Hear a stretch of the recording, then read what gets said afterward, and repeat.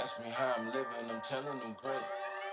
Ask me how I did it, I'm telling them grace. Yeah, hey, ask me how I did it, I'm telling them grace. Ask me how I'm living, I'm telling them great. Ask me how I did it, I'm telling them grace. Ask me how I'm living, I'm telling them great. New me, no time to waste. Look at me, you see I don't play. I keep running, no out of shape. Need a hero, go find a cake. New me, no time to waste. All right, now we got the second part of the segment. We hope you guys enjoyed the first part, but now we got the athletic perspective. I would like to introduce to you guys three phenomenal athletes, actually born and bred from the DMV area. We have Danea Mackey, we have Jeremy Roach, and we have Sonia Smith. George Mason University, Duke University, and the newly signed Chowan University. So, what I want to do with them is let them do a little bit of an introduction and chat it up just a little bit. For those of you guys who don't know, this is actually family. This is my first cousin. Our fathers are brothers. And so all this that y'all see, I seen him when he was in diapers, okay? So, I want you guys to just get a little bit of an idea of what it looks like from the athletic perspective, from the Division I to Division II, but also these two have actually signed NIL deals, so I want you guys to talk about that.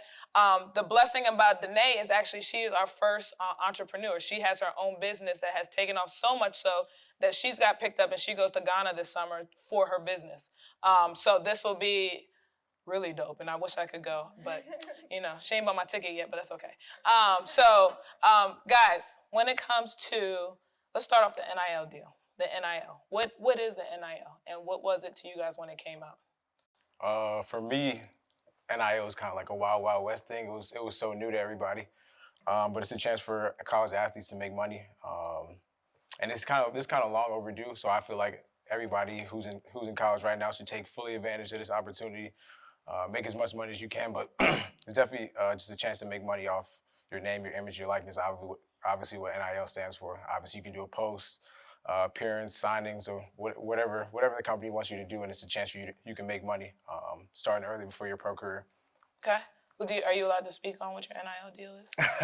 Like not money wise, but I could talk about what I've done. Okay. What I've done. You want to tell a little bit what you've done? I've done stuff with BOA. Shout out to the whole BOA team. Post game, I've done stuff with McDonald's, Fortnite. That's just a few right there. And if y'all play 2K, he's on 2K too. So it's a whole thing. That's what I'm trying to tell you. We on time limits with Big Baller right here now. So, Sonia, what about you? What was the NIL deal for you, and what did it mean to you when you finally got that opportunity? So NIL for me, it's actually funny. So when I got into college, like I came into college 2019, so this NIL stuff just wasn't around, and like we had to ask our coaches could we even make a YouTube, because if we got big enough, getting paid from YouTube probably wasn't even eligible for us to do as athletes. So now, like around my junior year, senior year, because I'm a fifth year now, this NIL stuff coming out, and I'm just like, oh, we can make money now. So I was a little excited, but I had to still maneuver around and figure it out. One of my trainers got me the opportunity to go to an invitational that Downtown Locker Room had, where they invited a bunch of athletes, and they took us through like a couple courses on agencies, on how to get interviewed and stuff like that, and kind of tested us a little bit. And they chose 4 people out of everybody that was there, and I was one of the 4. So I was just blessed to feel that and go through this process with them. They gave me a big opportunity, so I'm excited, and I hope that just opens up new paths for me in my last year of college basketball too. And what's your NIL deal? You don't have to give us finances, just are you allowed to say what you signed with? Yeah, so I signed for them to like give me a few items where I post, and I have opportunity to actually be on the storefronts for DTLR and a live radio interview too. So we'll see how that goes. Nice. And then Danea, let's pivot for a minute. So you didn't do the NIL because we're doing a whole new ballgame. You're doing a whole business. So tell everybody about your business and how you even got over to Ghana. So it started off with CTAB Elite, Coach Lee. Thank you. She was my AU coach. Can't forget about that. But I generously got a $500 check from Coach Lee's, kind of like organization. Yeah, organization a little bit. Or athletepreneur. Yes, athletepreneur thing that we did. Yep. And they were like, the first athlete to create their own business will give a $500 check to. So I took that opportunity. I always wanted to be an entrepreneur. And I was like, hey, let me make my mark in the world. So I created Dynamically Made. A lot of help with Coach Lee, my family, and everybody. But I wanted to use my image to create something that multiple people can fit under and know that no matter where you come from, your background, whatever, that you're able to accomplish anything as long as you put your mind to it. So dynamically made is used to encourage, empower, and motivate others with the power of synergy. So I use that in basketball to kind of help others reach their goals and aspirations. And at the time of you creating it, you just got player of the year and all that kind of stuff too, right? I did. High school was a crazy time. So I got like player of the year, regional player of the year. We were winning conference. So it was a big step in my life. Good. So now with you guys doing that, so let's before you got the NIL deals and the big money, right? To get to where you guys are, you guys are athletes, college athletes, which is what these kids and these parents want their kids to be. What was your mentality back then to get to where you are now? Like, what did it look like in high school? Were you video gaming it? Were you chilling? Like, what was that? What were y'all doing? In high school, I was pretty focused, so I know it's a lot of stuff in high school that keep you distracted, whether it's your friends or a bunch of other stuff, but you just gotta always focus on the main goal, I would say. I know I wanted to be a Division I basketball player, so my path was it was pretty long in myself where I lacked confidence, which hindered me from getting better to get my goal of being a Division I athlete. But I got plenty of opportunities actually my last summer of playing AAU to where that opened up a lot of paths, and I actually committed to Sacred Heart University, which is in Connecticut, and I just transferred from there last year. So last year was my first year at George Mason actually. So going to Sacred Heart, like trying to get that goal of getting that scholarship it was tough. You gotta say no to a lot of things that you don't want to because you know you have goals and that are different from other people's. So it was just the fact of me just keeping my goal in my line of sight, no matter, and making sacrifices to attain my goal. She hit on a big word, sacrifice. For me, I grew up in Leesburg, Virginia, so I went to Paul VI, and just going to Paul VI, leaving all my friends at home. They're going to their public high schools. I mean, that was a big sacrifice for me right there. But I think that's what really kind of changed my mindset. I was around D1 guys better than me, guys on the same level as me, and then from there it was just the work, everyday work, and it's like just a really stay the course motto. Um, I mean, you can always do the work when you're feeling good, but those days you're not feeling good, you're still going to do the work. So I feel like if you just push through and keep grinding, the light's always going to be shining at the end of the tunnel. So that was my route to, I mean, my route to college right there. Just kind of a stay the course grinding, put my head down and working. Yeah, for me, I feel like it was just naturally built in me. Like I always wanted to be organized. I knew I wanted to get good grades. I knew I wanted to be successful in anything that I did. So I feel like it was kind of built in me. But the two key words that I would have to give you all is to have a balance and to be consistent. I personally love having a balance. Like I don't like to be a stick and stay anywhere. That's part of the reason why I went JUCO. But I like to have my time for my friends. I like time for my family. I like time to get in the gym where I could just hoop. I like time for my academics. So I had to make sure I knew how to balance my day out, balance my time out, and especially being in high school and all these distractions that's going on around you, but knowing you want to get to your destination, which is playing college for free and playing basketball for free in college, that just overpowered everything. So having a balance and being consistent at what you do. I mean, just to piggyback, I mean, you gotta want it. You can't just have people in your ear, oh, do this, do that, do that. Like it gotta come from within you. It's gotta be your mentality every day. Someone can't be there pushing you. Oh, let's get up at 6 a.m. Like he was saying. It's just gotta come with. It's just gotta come. I think that's really important too. That the fact that you guys all said that all of y'all were like, it was something that I wanted. Like I wanted to go after it, and I kind of knew what it took to get there. So you guys focused and did it. And I think that's a missing element. A lot of these kids, we got to get them up. You got to push them. Yo, did you shoot today? Did you do your free throws? Did you do whatever you needed to do today? You know what I'm saying? You do your conditioning. Whereas you guys was kind of, and I'm sure you guys weren't perfect like that, right? You had your moments, but you guys still had that push like, all right, my end goal is here. I can't stop until I get to that end goal, right? Jeremy, talk about real quick to kind of give them perspective. So you were at PBI, top athlete, and then you got hurt. One of the biggest injuries in our country, in our world, you know what I mean? That takes a lot of athletes out. But you came back with redemption and still got your D1 scholarship and still killing it to this day. So what was that path like when you got hit that adversity? Uh, so that was start of my junior year. So that was when I was really getting. I mean, I was already starting to get some recognition, but I was starting to get like recognition from Kentucky, Duke, Villanova, like top schools like that. And bam, I tore my ACL, and I thought like all the schools was gonna kind of put me on the back burner or whatever. But Duke, the school I'm at right now, Coach Shire was the first person to call me. He was like, "Yo, we're still gonna stay with you. Just keep your head down, work." I mean, that's always gonna be the mentality. But through that time, it was days definitely where I was like, "Dang, am I gonna be back to the same person that I was? Am I gonna ever be able to do this again? Am I gonna ever be able to jump as high as I could?" But you got to have a good circle around you, good family members around you, good friends around you to have that positive mindset. And obviously, I've had friends who torn their ACL, so just motivation, seeing them coming back was a big push for me to get where I am today. What about you guys? You guys ever had to overcome some big adversities to get to where you were? I definitely had to. Well, I graduated high school 2021, and that's the whole time period where COVID was happening. So I played AAU, and then we lost our last AAU season. So, I mean, I had D1 looks, I had schools emailing me, and they didn't get to play and stuff like that. So that was a big confidence drop where I could say it took a hit on me, but I knew I was going to get somewhere, and God had a plan already in store for me, so I just had to trust it. So then I made it. Amen. I made it. I chose to go the JUCO route. I got there my first year, and then I got hurt right before our big jamborees and everything. Jamborees are basically a whole AU circuit, kind of. So I got hurt again, and I was out for 8 weeks. I came back, got hurt again, was out for another 3 weeks, and I'm like, oh my gosh, this was not supposed to happen. But I overcame it. And I just saw the brighter side of every situation that I was put into. So I used that to learn the game, get my IQ up, encourage my teammates. So if you ever go through adversity like that, try to find the positive and try to be able to try to flip it and see the positive side to it.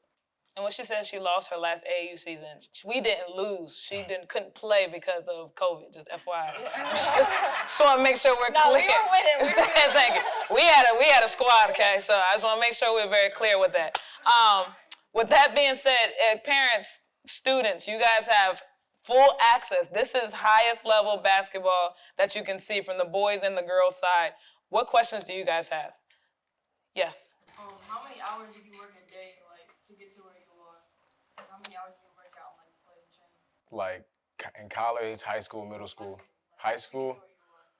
For me, I mean, I was getting up at 6 a.m., had to drive 40 minutes to PVI, get to school by 7:45. Whole day of school, and then 2:30 we had weights. After weights we had practice. So I really be in the gym pretty much all day. Didn't you skip dances too? Yeah. See, he skipped the dances. I mean, except for prom year last year, right? Yeah, I had to skip the dance. I did go to homecoming one year. I did go to homecoming, but really just focus on my time in the gym. But it's not just how much you're in the gym. It's like what you're doing in the gym. You can be in the gym an hour, 2 hours, just doing a bunch of. I don't know if I can curse. I can't curse on it, but you can be doing a bunch of just wild stuff for 2 hours. But I can go in the gym 45 minutes and do an intentional workout, and I'm getting way better than you are in that 2 hours. So it's not about how long you're in the gym. It's about like what you're doing in the gym. How intense you are at that workout. Anybody else want to piggyback with that? Yeah, I would say to give you kind of an accurate time, I would give you 2-3 hours, 3-4 hours a day.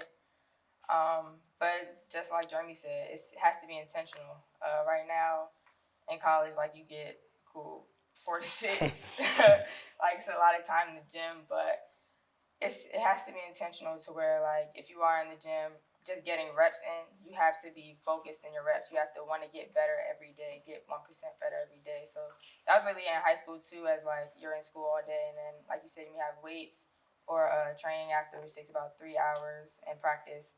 So it takes up a little chunk of your day as you're in school before waking up early, but at the end of the day, just be intentional with what you do.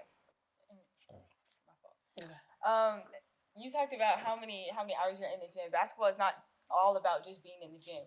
So it's just when I talk about myself, I'm always doing something. I was a dual sport athlete in high school, so I was running track, and then I was also playing basketball, and then I was also doing AAU. So if I wasn't playing basketball, I was doing something else. But also, throughout your day, you could always be doing something. I have ankle injury, so I'm doing like little ankle pumps and stuff like that, or I'm, watching basketball, or it's just little stuff because it's not just about you being in the gym. Yeah, I'll piggyback. I'll piggyback. I'll get to your question too, Fish. Just like a lot of kids nowadays, they're just watching the highlights. Like I feel like you really gotta watch the raw. You laughing a little bit, you might just be watching the highlights. Yeah, but yeah, like I feel like a lot of kids these days are just watching highlights. They're not watching the real game. They're not watching. Oh, what's he doing on the backside, the help side? What's he doing on this screen? What is he hard hedging? Is he whatever it is? They're just looking at the highlight play, the layup, the crossover, the step back, the side step. Like it's like to really get like an advanced knowledge of the game, a high IQ of the game, to really learn the game. You got to sit down and watch games, even if it's the worst team in the NBA. Like I still watch all those games, like even the worst college games that are on. I'm still watching the game. It don't matter if it's Duke, Carolina. It doesn't matter if it's Kentucky or whatever, Michigan State. I'm still watching the game. Right. There was a question. Yeah, basically that's what I was going to ask you. How much time do y'all watch film, and how much time, with kids in high school, how much time should they be watching film? And depending on what position that they play, who should they be watching? They should be watching themselves. I mean, their games. Like if they're point guard, I mean, you don't want to just stick to like one player. I mean, I feel like you should just watch everybody. I mean, you could take something from Dame's game. You could take something from Drew Holiday's game, how he plays defense. You could take some from CP's game, how he goes off ball screen. You can, Russ, his mentality. Just watch everybody. You can kind of just pick and kind of snatch stuff from people's game and kind of incorporate it in your game. So I'll also answer that as a coach, right? We don't like, personally, and I think them as athletes understand this too, we don't like just people being real positional. I think a lot of times as players are developing, a lot of people will tell them, okay, you're stuck at a point guard and that's it, right? If you've watched, specifically, let's say, watch Jeremy's game, Grant, he was a point guard, but there's a couple times he had to be pushed to the wing or whatever else. So he has to understand, what does that look like? How do I play that position as well? When we played for my AAU, I might have had a 5'6" or 5'8" guard who was essentially my guard, right? But she might have had somebody like Danea guarding her. I need you to learn how to drop step real quick on her and do a quick layup, right? So you don't get so focused on the position of a player. Know the whole game, because you never know. Your kid might be 6'2" now. Now he becomes a high school player, senior. He's not going to be that post player no more. He's going to be a guard. So if he's only focused on being a post his whole life, he's shortcoming now when it comes to recruiting season. Does that make sense? So that's one of the things. You want to be able to, like Jeremy said, you want to be able to know and see everything and learn from every aspect of the game, because you never know what your position might be, especially in game, right? And you never know what you'll be recruited as you get older. Does that make sense? Okay. In the back? Thank you all for being here. The question I had is, as far as nutrition and how the kids eat, do you have any comments about how the kids should eat? I mean, they're kids, they eat well, but, I feel like it's tailored to your body. Just know your body. I know a bunch of people who can eat McDonald's 3 times a day and they still slimmer than me. And I had a couple teammates like that. I can't do that. Like personally, I got hurt in high school, was still eating the same way as if like I was working out every day, and I gained a little weight, had to burn it back off. But it just varies. So you just got to be, the word intentional comes in again, just to where you know stuff about yourself, you know how your body reacts to certain foods. Like I had cut out red meat because I felt very heavy. Maybe eating a burger, even if it's like a couple hours before practice, I still feel heavy that day because I know like red meat affected me differently. So just knowing yourself, I would say. I mean, definitely knowing yourself. I say, I mean, just if you're trying to play at the highest level, I mean, the highest of the highest level, you eating a greasy burger rather than you eating a salad or some fruit, that's going to separate you just by that much. So I think it's kind of intentional when you're trying to like learn about nutrition. Cause me personally, my freshman year, it was COVID year, so we stayed in the hotel, so we weren't getting really the meals that we should have. So I was eating a lot of fried foods, and I could just feel my legs were heavier. And then the next year I came back, I was off the greasy foods, like eating way more healthy, way cleaner, and I just felt like I was feeling way better out there. So you just gotta learn your body, like she said. yeah, I was in grades in high school. Grades. How my grades? about 3.7.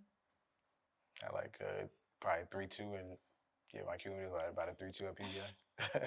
Yeah, I graduated with a 4.0 GPA, but if you all have like dual enrollment classes in your high school now, take them because it's going to set you up for college later. Like this past semester, I only had 2 classes and it was on Tuesdays and Thursdays. So I didn't have to take any So you other was turning classes. up on Fridays, huh? That's what that was. I didn't have to take any other classes because I did what I had to do in high school. Okay. Let's do one more question, and then we have to do a quick little, or 2 more questions, and then quick wrap up. Go ahead, Donnie.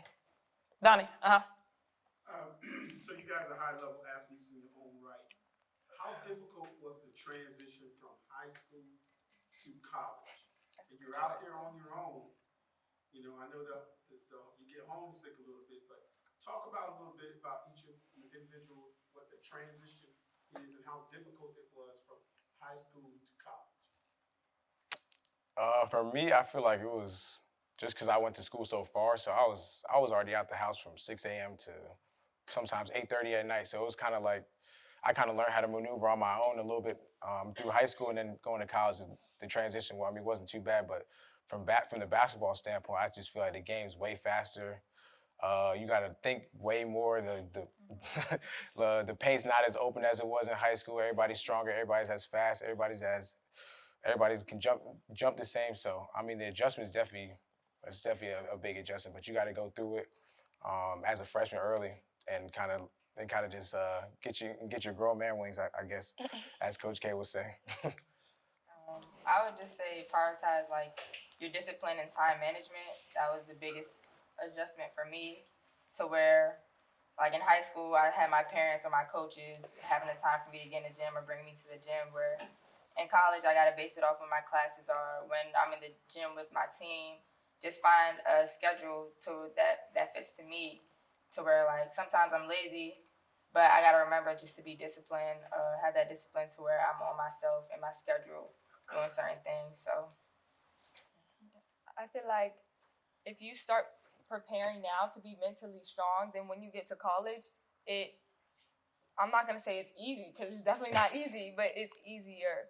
But like she said, time management and being disciplined, like that's something that you should start focusing on now. So when you get to the next level, it's a bit easier. But something I am gonna touch on, like you go to high school, you go to college. College is basically taking everybody's it man from high school and putting them on the same team. So everybody's like, I was just the it man. No, now you have a team full of it men. So averaging 15 points in high school literally translates to like 5 points on the college level. It's different. Like Jeremy was saying, like the IQ is different. The way you have to think, playing teams 3 times. So changing your scout every single time you play them. There's a lot of things that, go into moving over to college. And I went to school in Florida, so it's a far away from here. So I learned a lot. That's what I'm going to say. And I feel like I'm not going to say it was a whole bunch of situations, but the things you go through help create and build you to be the person that you are. So. okay. Last question. Let me get her real quick, because we on a time limit. I told you we on a time limit now. I actually want you guys to give an example of a typical day in college. Oh, that's a good one.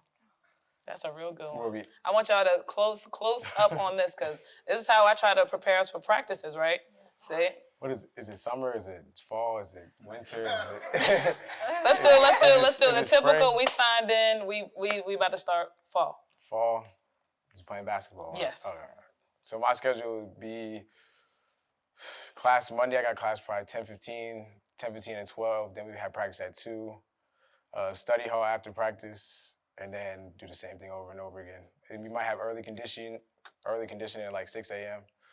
Some days, and then some days you'll have like a 7 a.m. lift before classes. So we lift in the fall. We lift around 8. I have a class schedule right now like 10:30. No, it's like 9 to 10:30.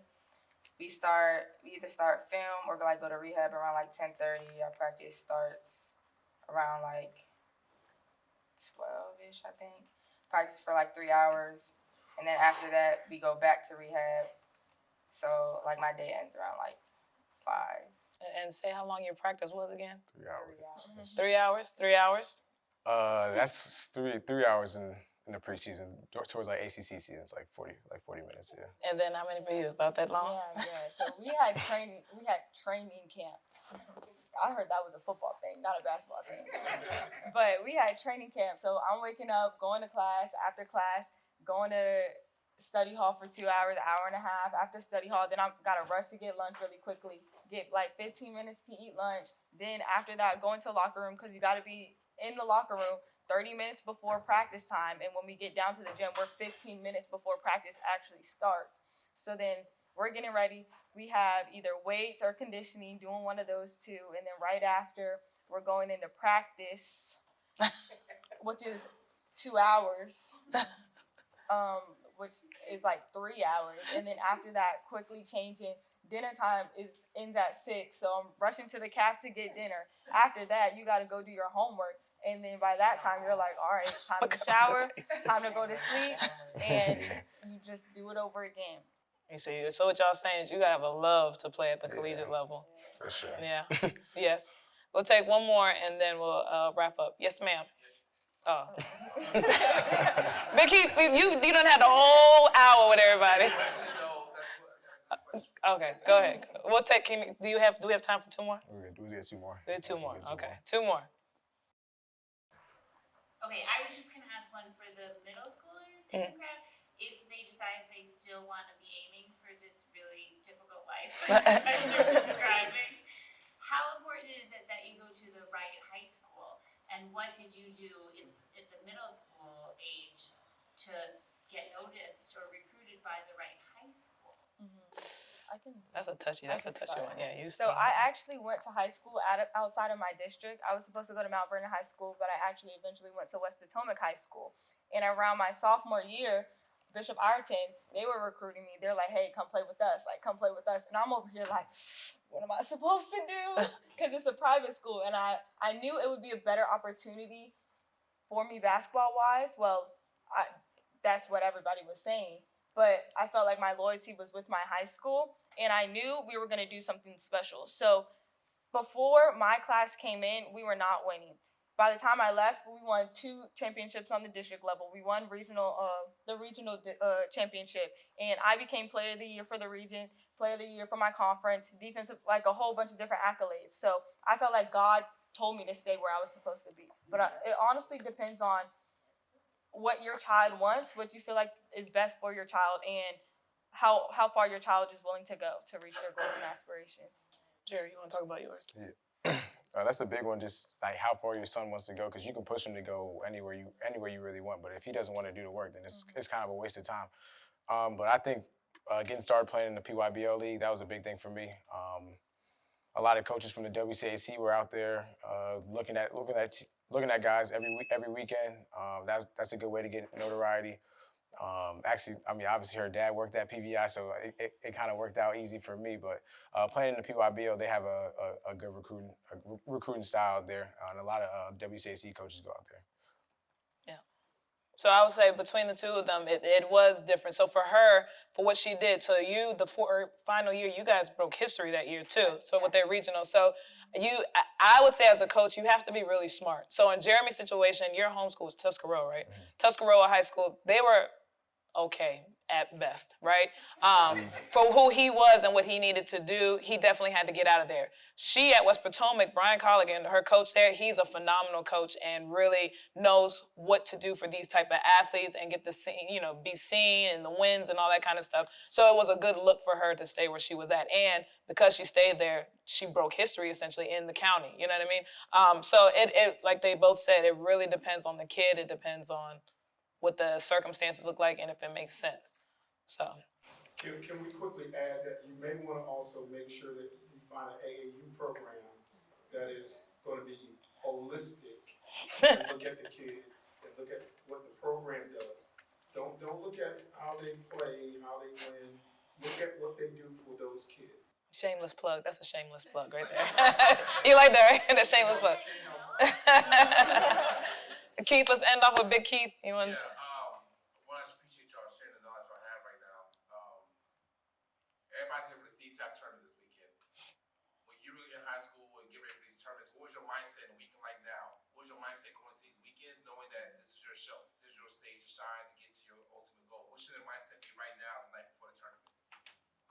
Mindset wise, I always feel you got to be confident. I mean, going into these tournaments, I was like, yeah, I'm gonna probably kill. I'm probably gonna kill. And then you go out, I don't know, then you're probably gonna play a little shaky. So just going there confident. Doesn't matter who you're playing. You put your pants on the same way they do. And that was really my mentality going to tournaments every single weekend. Like, yo, we're the best team here. I'm the best player here. Like, you got to think like that because somebody else is thinking like that too. So I mean, yeah. That's good. Confidence is key. I would say that you can't get to where you want to be unless you start thinking like you're already there. So at George Mason, they've been struggling. So they got a new coaching staff, and they recruited me to come there and a couple other girls to start building their program. And my coach just said to me, we haven't won any championships, but you're not going to go anywhere unless you start thinking like a champion. So just make sure you have the mentality like you are that. Like, even if you're not there yet, you're not supposed to have those doubts. Like, you want to get there, make sure your mindset is already there. For me, it was automatically, you got to go get it. Like, you got to go get it. Me being my size, I'm 5'4". Like, I'm a point guard. So I got to go get it. I got to go take somebody's scholarship. That's how it was. And I was lucky enough to have a good team where we had good energy all the time. I had a great coach. So we were always hype. In my mindset, I got to go get it. Let me lock in. Like, let me just leave it all on the court because it might be the last time you ever step on the court. All right, let's give these athletes a round of applause, y'all. That closes it for us for the Real Love in Basketball. We hope to see you guys tuning in to the next show. Peace. Ask me how I'm living, I'm telling them great. Ask me how I did it, I'm telling them grace. Yeah. Hey, ask me how I did it, I'm telling them grace. Ask me how I'm living, I'm telling them great. Ask me how I did it, I'm telling them grace. Ask me how I'm living, I'm telling them great. New me, no time to waste. Look at me, you see I don't play. I keep running, no out of shape. Need a hero, go find a